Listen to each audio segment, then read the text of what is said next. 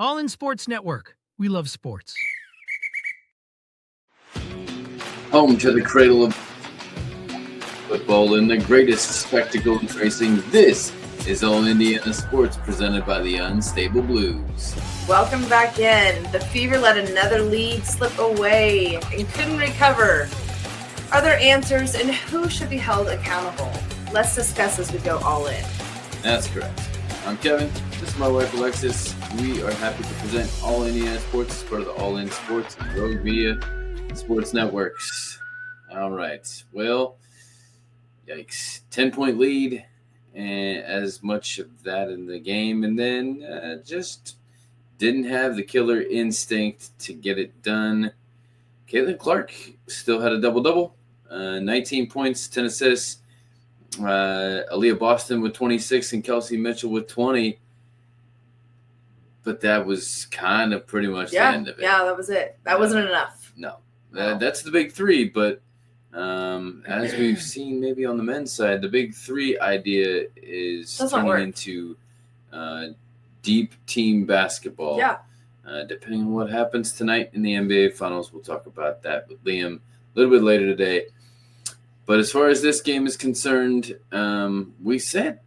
you asked the question, are there answers? Who should be held accountable? This is 2 in a row that you've led into the fourth quarter that have slipped away, and 3 total on the season. Yeah. Well, and I felt like even towards the beginning of the game, whenever I saw kind of the level of play that the Fever were bringing, or were kind of getting in a rhythm or a groove to bring, I saw a good lead coming, and I was like, okay, this might be a little bit of a boring game, but it's kind of nice, a little bit of a reprieve, and, easy game, easy win. I was not hoping that they would have a loss. Yeah, Asia Wilson only scored 2 in the first half and then ended with 24. Mm-hmm. Chelsea Gray with 18.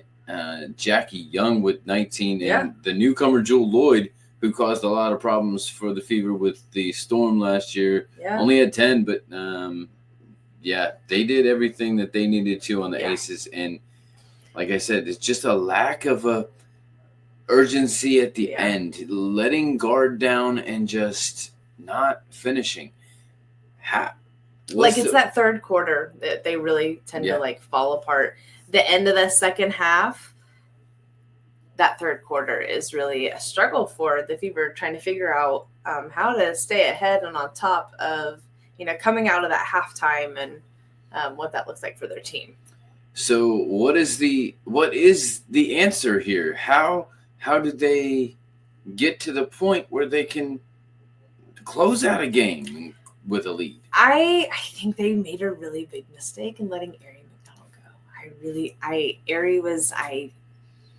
When I saw her play from the get-go, I just felt like she was a really, really good fit for the Fever. And I was really disappointed. I was honestly shocked that they let her go, because I just thought, man, that fast chemistry, you don't get that type of a player that can just jump right in that quickly. And I think she just gave it different enough. She was still very, Kelsey Mitchell. She played she's like an in-between of Kelsey Mitchell and Caitlin Clark. She's like a really good mix. Yeah. So I thought it was just a really good balance for their team to have her there. So I'm still really bummed there. And I think that she could have made a really big impact in this game. And I'm sure she's getting picked up by someone else, and, that'll be amazing for her. Congratulations. But I wish that we had that a little bit different flavor. So. And then something like this happens, there's always a question that the buck stops with the coach. And Stephanie White has missed 2 games. And one of them was one of this West Coast trip. She's back now. Yep. Is there a question there? I don't think so yet. I honestly did have a split second whenever, there was something, a picture of her on the sideline brought up, just her walking, and stuff like that on that sideline coaching. And I kind of looked and I was like, I wonder if she's the right fit for the Fever. I wasn't, whenever they brought her on, I was not necessarily sold on that. I think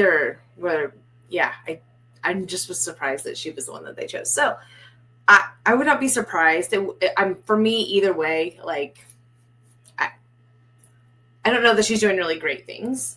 But I don't know if we're not in there on the daily with the team to know if the team really just needs a coach that can be like, hey, I don't know. They know what they need, and I don't know. We don't know behind the scenes, so. You're right. We don't know behind the scenes, but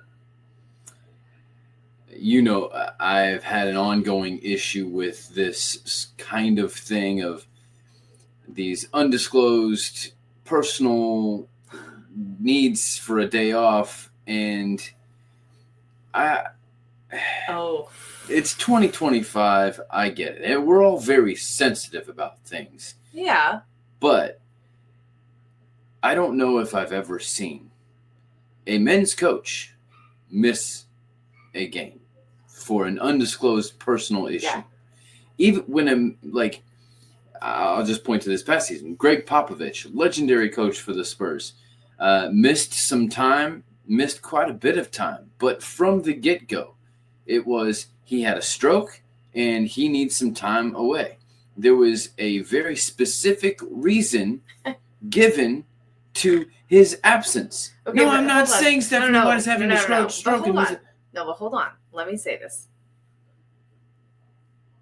I just think it's really funny that you're bringing up this whole stroke thing, because what leads to strokes are stress and mental health issues. And if these women are taking it time to make sure that it's so much more important to have good health than a job is. I'm sorry. I don't care how important your job is. Like, you still have to take care of yourself, your body, whatever. Listen. Agreed. I'm not saying there's also a part of me that goes, okay. I'm going to wrap it up on the other backside, but go ahead. Continue. What I was going to say is, I think there could have been maneuvering of time that she could have had off, to where she could have maybe been at the game and taken different time off, maybe during the week in a different way, whatever. Or,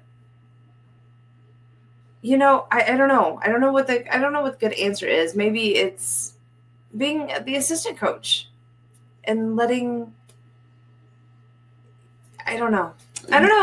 That is, you lead me. I think he's doing a really good. I think he's done a really good job. Yeah, you're leading me right to. But I think she's a great leader. Which is, if you have questions about the coach at this point, now you have too many different coaches and too many cooks in the kitchen, and you have a lack of consistency within your coaches. And so, when there are too many voices, or the voices are different from game to game, now your players are left confused. Are we running this? Are we running this? This person likes this.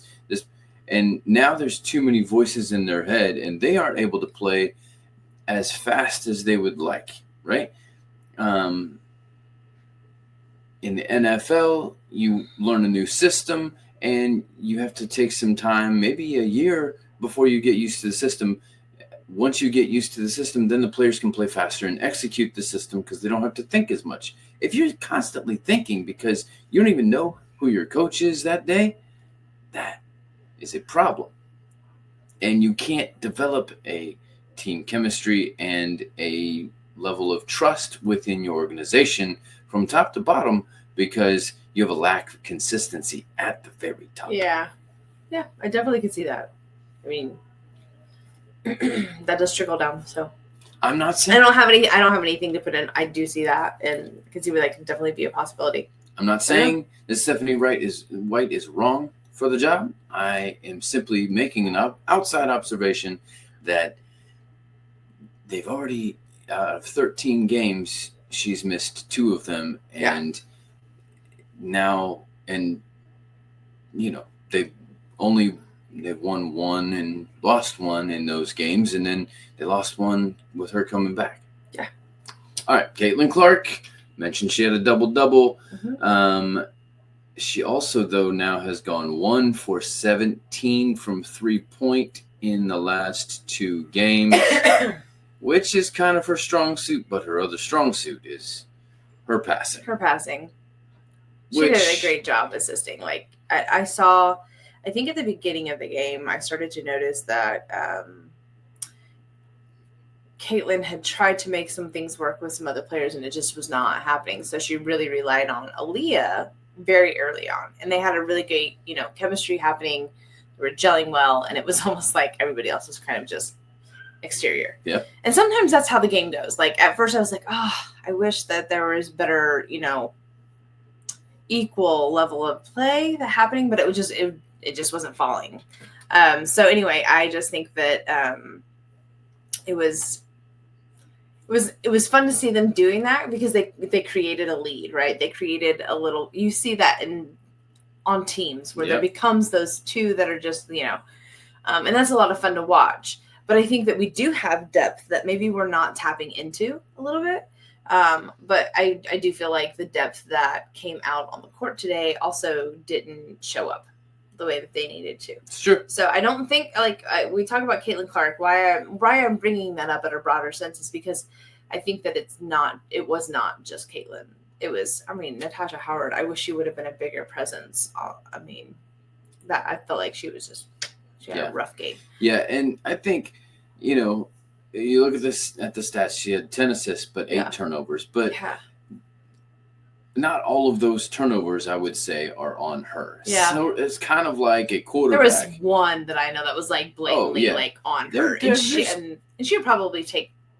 She would take, ownership of all of them more than likely. It's kind of like a quarterback when, the quarterback gets the credit for the interception, but the receiver ran the wrong route. Exactly. Or it went off their hands and got deflected. Exactly. Yep. Same thing I've been lobbying for in NFL football is the stats should not reflect a interception if it's a deflection. Gotcha. It should go against the receiver, like there should be equal. But all that to say, don't count all those 8 turnovers on her solely. Her passing, she knows where to put the ball. She knows how to get the ball I just don't where think it needs to be with spin and placement and to where her teammate not is but will be. Yeah.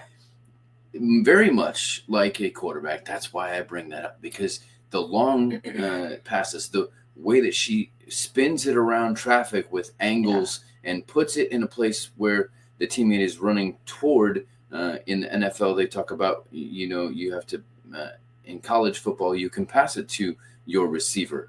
You can pass it to where they are. But in the NFL, they talk about throwing your receiver open, meaning you throw it to the space where they could be, should be, and you throw them open rather than waiting for them to be open. Which is what she's doing. It's exactly what she's doing. Yeah. Which is like, I think it's brilliant, and we just haven't seen any players really doing that. I think there have been people that have tried to do it, but haven't had, maybe a supporting person to be able to do that. And in order to do that, you really need to build a lot of chemistry with your team, which is why we saw last year the Fever really take off after the All-Star or after the Olympic break, where they had time because they had so many games back to back with no practices and everything like that. And that's what I was going to say. I feel like, and this kind of happened last year too. Just in a different way. It was different.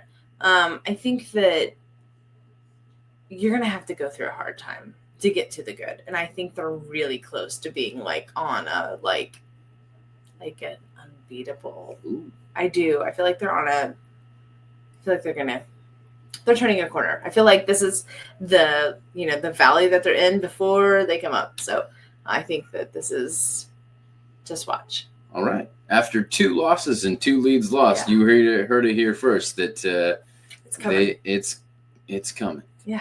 All right.